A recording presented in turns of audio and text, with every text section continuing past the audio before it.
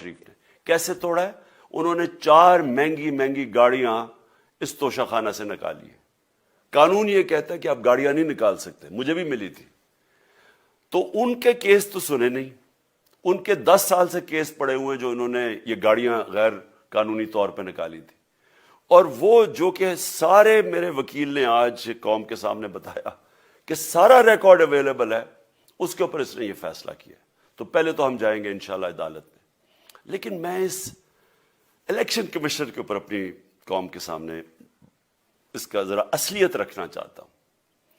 یہ وہ آدمی ہے جو پچھلے 2.5 سال سے ہمارے خلاف فیصلے دے رہا ہے. 8 یا 9 دفعہ اس نے ہمارے خلاف فیصلہ دیا، ہم عدالت میں گئے اور عدالت نے اس کے فیصلے اوور ٹرن کر کے ہمارے حق میں فیصلے دیے، کیونکہ اس کے جو فیصلے تھے وہ غیر جانبدار نہیں تھے. ہم ای وی ایم مشینز کے اوپر کوشش کرتے رہے کہ اس ملک میں صاف اور شفاف الیکشن ہو. 2 سال کوشش کرتے رہے. اس الیکشن کمیشن نے پیپلز پارٹی اور نون لیگ کے ساتھ مل کے وہ نہیں ہونے دیا. ہم نے عدالت میں گئے کہ جو سینٹ کے اندر پیسہ چلتا ہے سینٹ کے الیکشنز کے اندر کہ وہ ووٹ ویریفائبل ہونی چاہیے، یعنی لوگوں کو پتا ہونا چاہیے کہ آپ کے ایم پی کدھر ووٹ ڈال رہے ہیں. ہم سپریم کورٹ میں گئے، سپریم کورٹ میں اجازت دے دی کہ ووٹ ویریفائبل ہونی چاہیے، اس نے روک دی. اس کے بعد یوسف رضا گیلانی کا بیٹا پیسے دیتے ہوئے پکڑا گیا ووٹ خریدتے ہوئے، اس نے کوئی ایکشن نہیں لیا. یہ اس نے جب ہمارا یہ ابھی جو آڈیو لیکس ہوئی ہے اس کے اندر کیا چیز آئی ہے سامنے؟ آڈیو لیکس میں یہ سامنے آئی کہ نون لیگ کے ساتھ بیٹھ کے یہ فیصلے کر رہا تھا کہ کون سے حلقے ہمارے کمزور ہیں اور کدھر پی ڈی ایم کی ووٹ جو تھی ہمارے حلقوں سے دگنی تھی. اس نے ان کے ساتھ بیٹھ کے فیصلے کیے. یہ جو ابھی حال ہی میں الیکشن ہوئے ہیں اسی الیکشن کمیشن نے، اس نے پہلے بھی جب پنجاب کے بائی الیکشن ہوئے تب بھی پوری الیکشن کمیشن کی مشینری نے ان کی مدد کی، اور اس کے گورنمنٹ بھی پنجاب میں انہی کی تھی، گورنمنٹ کی مشینری نے بھی پوری مدد کی. اس کے باوجود دونوں دفعہ یہ الیکشن ہار گئے. اور الیکشن اس لیے ہارے کہ پاکستان کی قوم ان کو ریجیکٹ کر بیٹھی ہے، اور اللہ کا شکر ادا کرتا ہوں ہمارے ساتھ کھڑی ہے. جب ہماری گورنمنٹ گئی تب سے یہ مافیا کوشش کر رہا ہے کہ تحریک انصاف کو ختم کرنے کی. پہلے تو انہوں نے گورنمنٹ گرائی بیرونی سازش، پھر انہوں نے کروڑ روپیہ خرچ کیا، 20 یا 25 کروڑ روپے کی ووٹیں خریدی، لوگوں کو لوٹا بنایا، ہماری گورنمنٹ گرائی. اس کے بعد جب ہم نے مظاہرہ کیا، پرامن مظاہرہ، آئین اور قانون میں رہتے ہوئے، ہمیں آئین اجازت دیتا ہے پرامن احتجاج کرنے کی، ہم نے پرامن احتجاج کرنا تھا. انہوں نے جس طرح ایک بیرونی جو آج بھی وہ سائفر اویلیبل ہے جس میں واضح ہے کہ ان کو باہر سے مل کے انہوں نے ایک گورنمنٹ گرائی تھی. سب کو پتہ ہے سندھ ہاؤس میں 25 کروڑ روپیہ چلا اور گورنمنٹ انہوں نے گرائی. اس کے اوپر مظاہرہ ہم نے کیا 25 مئی کو. انہوں نے جس طرح کا ظلم و تشدد کیا ہمارے اوپر، پاکستان کی تاریخ میں ایسے کبھی نہیں ہوا. عورتوں بچوں کے اوپر دیکھ رہے ہیں فیملیز، انہوں نے شیلنگ کی، گھروں میں گھس گئے رات میں، جو پنجاب پولیس کو انہوں نے استعمال کیا، اور انہوں نے سمجھا کہ پارٹی کراش ہو جائے گی. پھر بھی نہیں ہوئی. پنجاب کے بائی الیکشن ہار گئے. پھر انہوں نے میرے اوپر کیسز کرنے شروع کر دیے. کبھی عدالت میں ایک کیس ہوتا ہے، کوئی 24 ایف آئی آر ہے میرے اوپر، دہشت گردی کا میرے پہ کیس کر دیا. کیا کیس تھا؟ ساری دنیا میں رپورٹ ہوا وہ کیس. کیس کیا ہے کہ عمران خان کہہ رہا ہے کہ ریمانڈ پہ بھیجنے کے لیے ایک جس کے اوپر تشدد ہوا ہے، کسٹوڈیل ٹارچر ہوئی ہے شہباز گل کو، کہ ہم قانونی کارروائی کریں گے، اس کے اوپر دہشت گردی کا کیس کر دیا. تو پوری کوشش کرتے رہے نہ کسی طرح اس کو، کیونکہ میچ میں تو آپ کھیل نہیں سکتے تھے، تو عمران خان کو میچ سے نکال دو باہر. یہ شروع سے ان کی کوشش تھی. پتہ ان کو چل گیا کہ عوام آ گئی ہے کھڑی ہو ہمارے ساتھ. بڑے میں جلسے ہوئے ہیں، کبھی اتنے بڑے جلسے ہوئے ہی نہیں پاکستان میں. اور پھر یہ جو ابھی جو الیکشن ہوا ہے اس کے اندر پوری پلاننگ کرتے ایک کینڈیڈیٹ کھڑا کر کے پھر بھی ہار گئے. تو یہ مجھے پہلے ہی پتا تھا کہ انہوں نے اس کا رزلٹ کیا آنا ہے.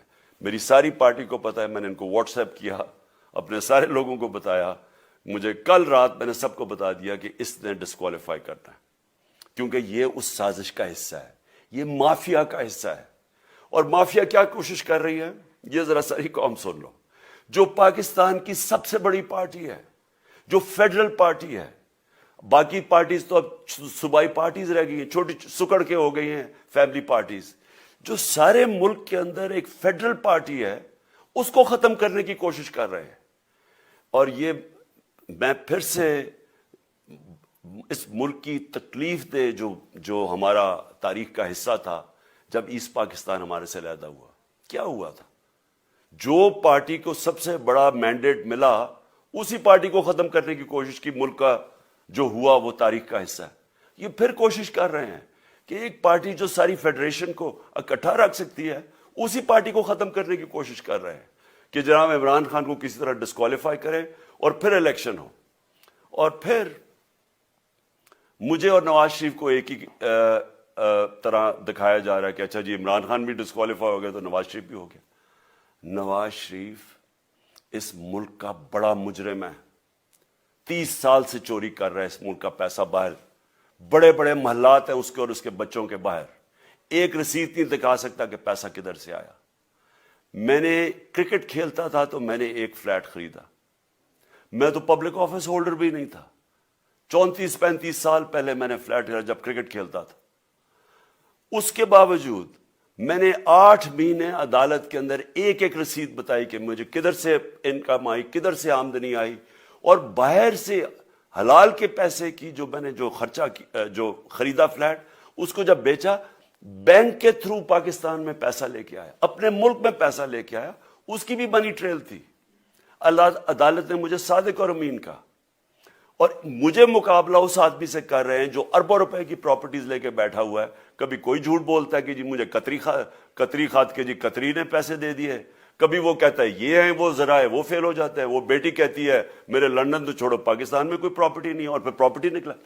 یعنی جو بتا ہی نہیں سکتے کہ اس ملک سے باہر اربوں روپے کی پراپرٹیز ہے, اور اس کو اور میرے ساتھ کر رہے ہیں کہ جی آپ دونوں ڈسکوالیفائی ہو گئے.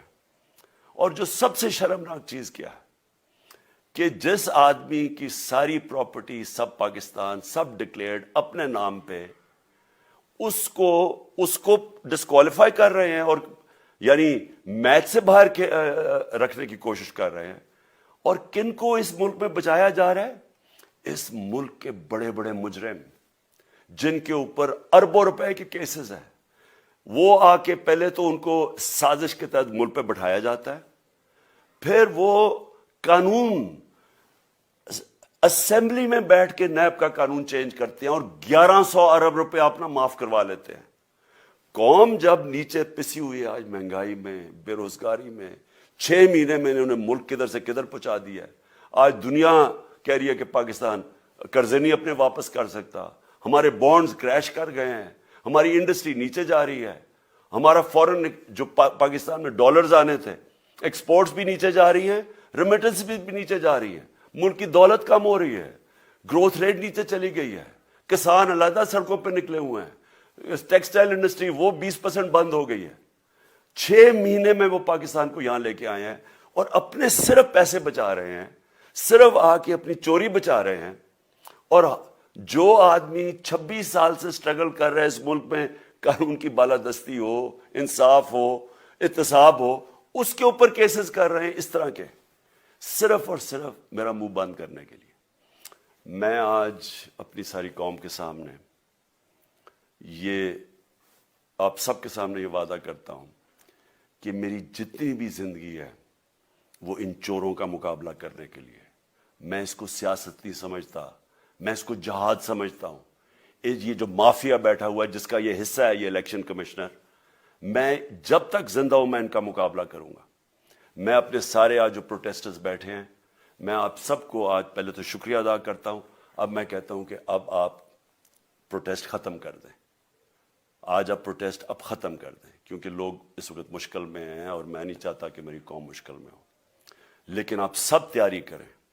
میں نے کہا تھا مہینے کے اینڈ میں لانگ مارچ کروں گا, اور میں پوری طرح انشاءاللہ اس ملک کی تاریخ کی یہ سب سے بڑا پروٹیسٹ ہوگا. اور یہ صرف لانگ مارچ پہ ختم نہیں ہوگا, یہ میری حقیقی آزادی کی تحریک چلتی رہے گی. جب تک اس ملک کے اندر قانون کی بالادستی قائم نہیں ہوگی، اس طرح کے چور، اس طرح کے ڈاکو، اس طرح کے مافیا، اس طرح کا یہ کرپٹ الیکشن کمشنر جب تک یہ بیٹھے ہیں، میری یہ تحریک چلے گی۔ اور میں اپنی ساری قوم کو آج کہہ رہا ہوں کہ یہ ملک ایک فیصلہ کن موڑ پہ ہے۔ اگر ہم جو اللہ کا حکم ہے کہ ظلم اور ناانصافی کے سامنے کھڑے ہو، جہاد کرو، اللہ کا حکم ہے امر بالمعروف، اچھائی کے ساتھ کھڑے ہو اور اس طرح کے چوروں کے خلاف کھڑے ہو، جب تک ہم قوم اس فیصلہ کن وقت پہ اب جدوجہد کرنے کے لیے تیاری نہیں کریں گے، ہم ان چوروں سے اپنی جان نہیں چھڑا سکیں گے۔ جہاد اللہ نے ہمارے پہ فرض اس لیے کیا ہے کہ جب ہم ظلم کا مقابلہ کرتے ہیں، اپنی بہتری کرتے ہیں، ظلم کم ہو جاتا ہے۔ جب ہم اس طرح کی ناانصافی اور ظلم کے سامنے سر جھکاتے ہیں، ہماری معاشرہ تباہ ہو جاتا ہے۔ جب معاشرہ اچھے اور برے کی تمیز ختم کرتا ہے، یہ چور جا کے ملک کا فیصلہ کرتے ہیں، وہ معاشرہ کو تباہ کر دیتے ہیں۔ ہم آج اس فیصلہ کن وقت پہ کھڑے ہیں۔